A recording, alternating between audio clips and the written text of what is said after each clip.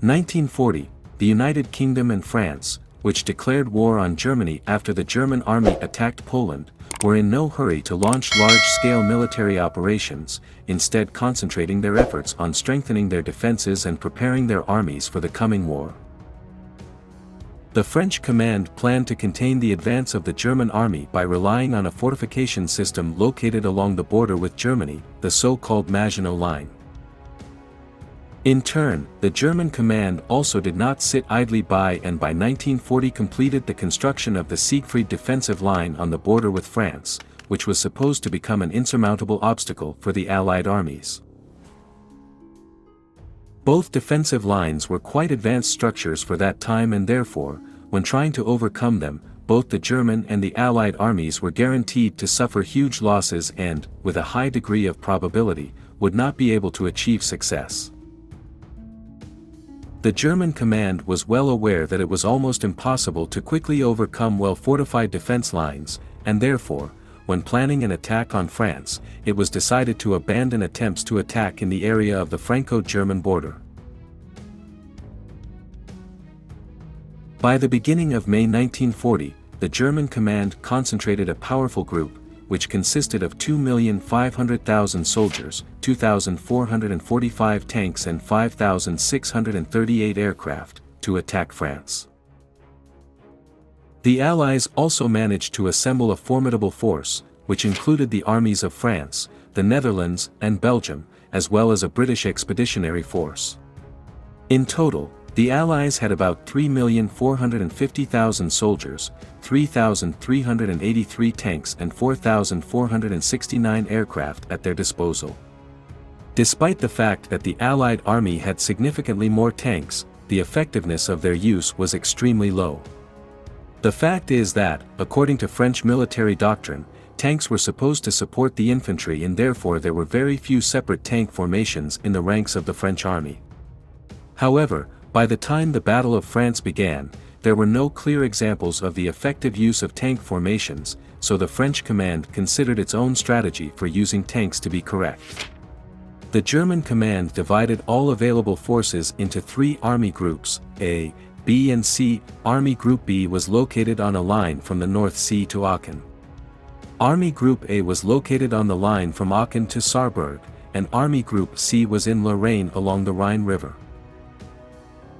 The German command planned to use the Kleist tank group, which included 2 tank and 1 motorized corps, as the main striking force.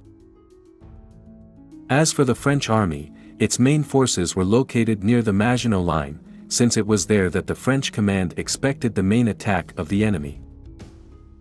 Also, part of the forces of the French army, as well as the forces of the British Expeditionary Force, were located along the border with Belgium in order to quickly come to the aid of the armies of Belgium and the Netherlands if necessary.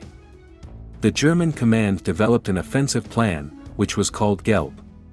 According to this plan, Army Group B should launch an offensive and, if the situation develops favorably, establish control over Belgium and the Netherlands, and then engage the Allied army in battle. Army Group C was supposed to conduct active reconnaissance operations, as well as simulate preparations for the upcoming offensive, in order to pin down the main forces of the Allies with their actions and force them to prepare for defense. The main role was given to Army Group A, which included von Kleist's Panzer Group. It was supposed to deliver the main blow at the moment when the enemy's main forces were pinned down by battles and, breaking through the enemy's defenses, reach the coast of the Atlantic Ocean.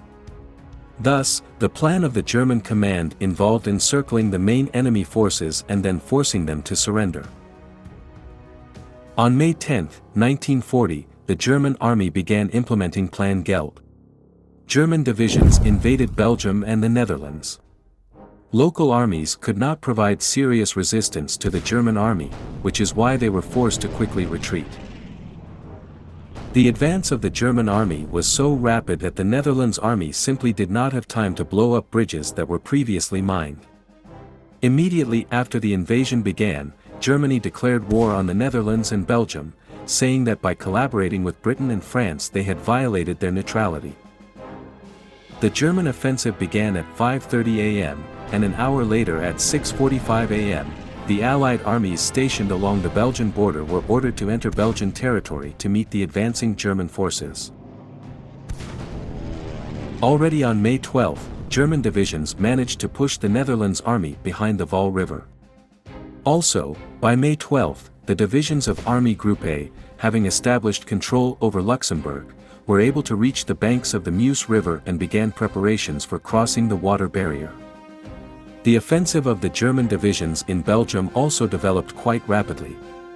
Pushing the Belgian army to the northwest, Hoepner's 16th Panzer Corps reached the outskirts of the city of Gembloux on May 13, where it encountered the French 3rd Light Mechanized Division, which had come to the aid of the Belgians, in the vicinity of the town of Honnut. It was here that the first major tank battle of the Second World War took place. During the fierce battle, the Germans lost 164 tanks, and despite the fact that the French division lost only 104 tanks, it was driven back across the Dyle River. Meanwhile, by the morning of May 14, most of the Netherlands was already under the control of the German army and the local government was forced to begin negotiations on surrender. In the evening, the surrender was signed, and Queen Wilhelmina of the Netherlands was evacuated to the United Kingdom. On the same day, the German 6th Army advancing in Belgium reached the banks of the Dyle River. Already on May 15, Army Group A, the main striking force of which was von Kleist's tank group, managed to defeat the French divisions that held the defense between the cities of Sedan and Namur and thus were able to continue the offensive deep into France. The French divisions located north of Sedan attempted to organize a counterattack to prevent German troops from breaking through into France, but this attack was unsuccessful. The German divisions continued the offensive, rapidly expanding the breakthrough front and strengthening their flanks. Trying to save the situation, the French command gave the order to gather all available motorized units in the area of the Sambre River in order to strike at the advancing German divisions from the north. It was never possible to carry out this order, because by this time all French motorized formations in this sector of the front were defeated or tied up in battles. The French army was unable to stop the enemy, so the German divisions continued their rapid movement towards the Atlantic Ocean. On May 18, amid failures at the front, General Gamelin was removed from his post as commander of the French army. General Weygand, who arrived in France from Syria only on May 19, was appointed to this position. By this time, the German divisions that had broken through the front were able to occupy the cities of Le Cateau and Saint-Quentin, as well as organize the defense of their southern flank and repel French attempts to strike from the south. In addition, in the north, Belgian, French and English divisions were forced to retreat across the Scheldt River under pressure from the German army. Arriving in France, General Weygand hastily set about creating a defensive line along the Somme River, moving fresh divisions that were located along the Maginot Line to ensure the defense of Paris. The French also quickly tried to mobilize as many people as possible into the army in order to form new divisions that were supposed to stop the movement of the German army and prevent the encirclement of the Allied army in northern France. Due to the fact that German aviation was attacking the railways at that time, the French were unable to form a full-fledged line of defense. Meanwhile, to prevent encirclement, the Allied army in the north attempted to counterattack the advancing German divisions near the city of Arras. Despite the fact that the Allies managed to achieve some results at the very beginning of the attack, the active use of dive bombers allowed the Germans to stop the Allied advance and push them back. The Germans continued their offensive and by May 20 the 1st German divisions reached the seashore northwest of the city of Abbeville. Already on May 23, the German army managed to surround the city of Calais. The Germans began to tighten the ring around the encircled Allied armies, who in turn tried to quickly organize a defense on the banks of the La Basse Canal. On May 24, the German divisions that were advancing along the Atlantic coast were ordered to stop, which gave the Allies the necessary time to organize defense. On May 25, the Allied army began evacuating as the situation became more alarming by the hour. The fact is that after the German divisions advancing along the coast stopped, the German 6th Army crossed the Scheldt River on May 25 and began a rapid offensive.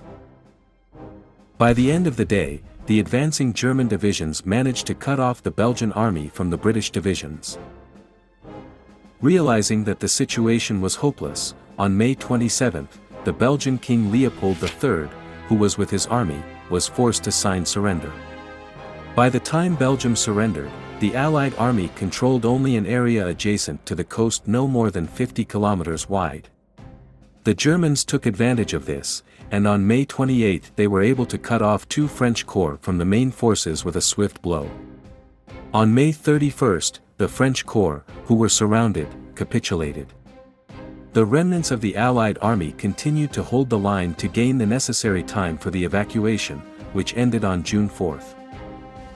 The northern coast of France fell into the hands of the German army, along with all the heavy weapons and equipment that the Allied army was forced to abandon during the evacuation. Already on June 5, the German army completed its regrouping and began an attack on Paris. Despite the resistance of the French army, German divisions managed to break through the enemy's defenses on June 9 and reach the banks of the Seine River. Very soon the German army reached the suburbs of Paris.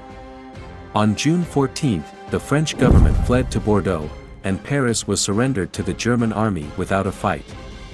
On the same day, the German Army Group C launched an offensive, which managed to break through the Maginot Line and encircle the French army defending it. The advancing German army crossed the Loire River on June 19 and thus deprived the French of the last reliable way to organize the defense of southern France.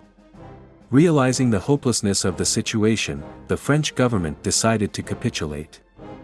The surrender of France was signed on June 22 in the same carriage in which the surrender of Germany was signed in 1918. Under the terms of surrender, the entire north and Atlantic coast of France came under German control, and the French army and navy were to be disarmed. This was the end of the battle for France. If you liked this video, be sure to subscribe to my channel and click on the bell so you don't miss new videos.